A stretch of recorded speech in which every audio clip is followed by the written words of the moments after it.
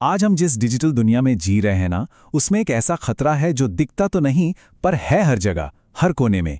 और इसी का नाम है साइबर क्राइम। तो चलिए आज इसी अनदेखे खतरे की एक एक परत को खोलकर समझते हैं। अक्सर इसकी शुरुआत कैसे होती है? एक बिल्कुल आम से दिखने वाले मैसेज से। हो सकता है कोई मैसेज आए कि आपका पैकेज डिलीवर होने वाला है, जबकि आपने कुछ ऑर्डर ही नहीं किया हो। ये एक बहुत ही कॉमन जानी पहचानी तरकीब है।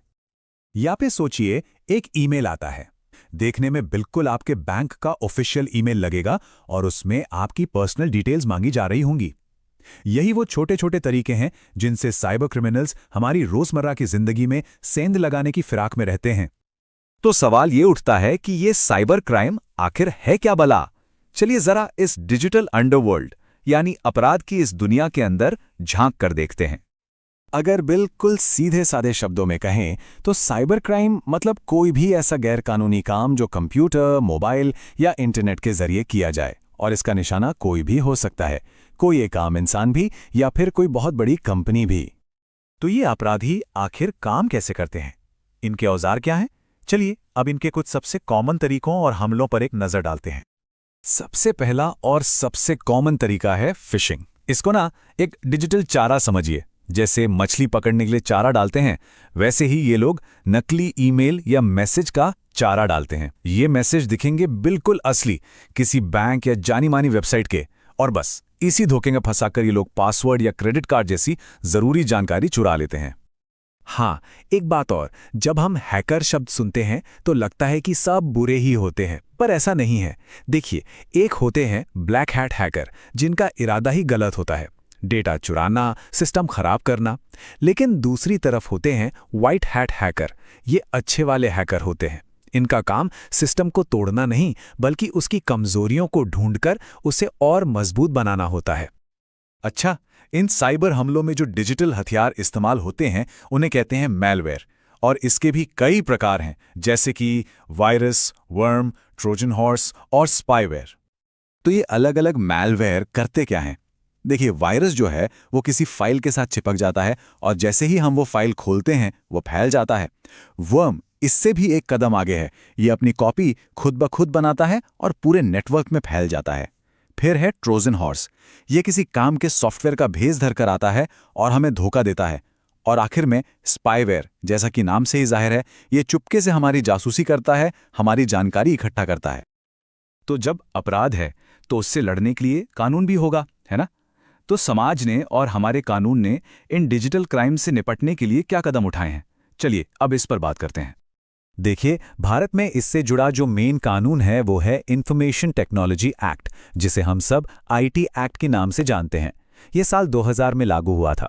लेकिन टेक्नोलॉजी तो बदलती रहती है, तो अपराध के तरीके भी बदल गए। इसीलिए 2008 में इसमें एक बहुत बड़ा बदलाव, एक अमेंडमेंट किया गया।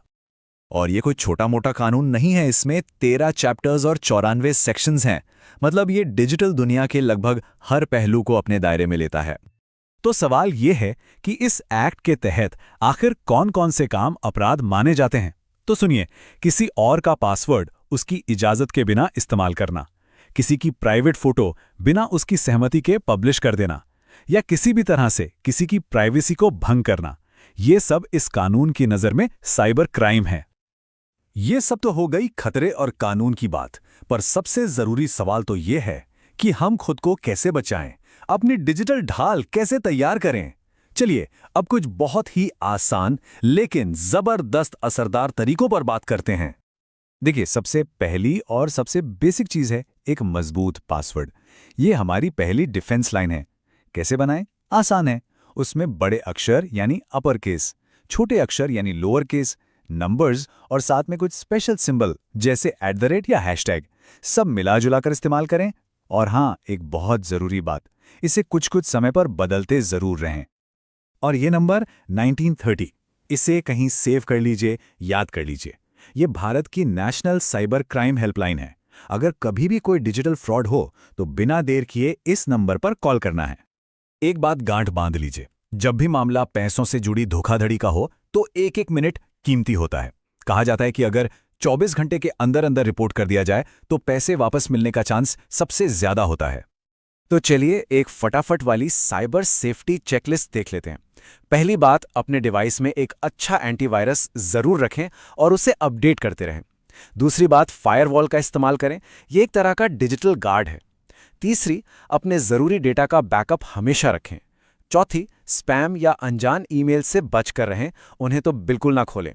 और सबसे जरूरी, अपना पिन या ओटीपी ये तो कभी भी किसी के भी साथ शेयर नहीं करना है।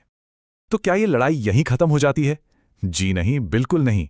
ये तो एक लगातार चलने वाली जंग है। तो आगे का रास्ता कैसा है? भविष्य में हमें और कौन सी चुनौतियों का सामना करना पड़ सकता है? सीधी सी बात है, जैसे जैसे टेक्नोलॉजी आगे बढ़ेगी, साइबर क्राइम के तरीके और भी शातिर होते जाएंगे। मतलब ये कोई एक बार की बात नहीं है। हमें और आपको, हम सबको लगातार अलर्ट रहना होगा, चौकन्ना रहना होगा।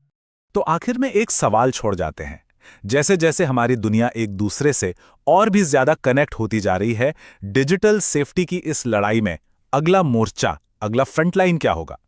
एक ऐसा सवाल है जिस पर हम सबको मिलकर सोचने की जरूरत है।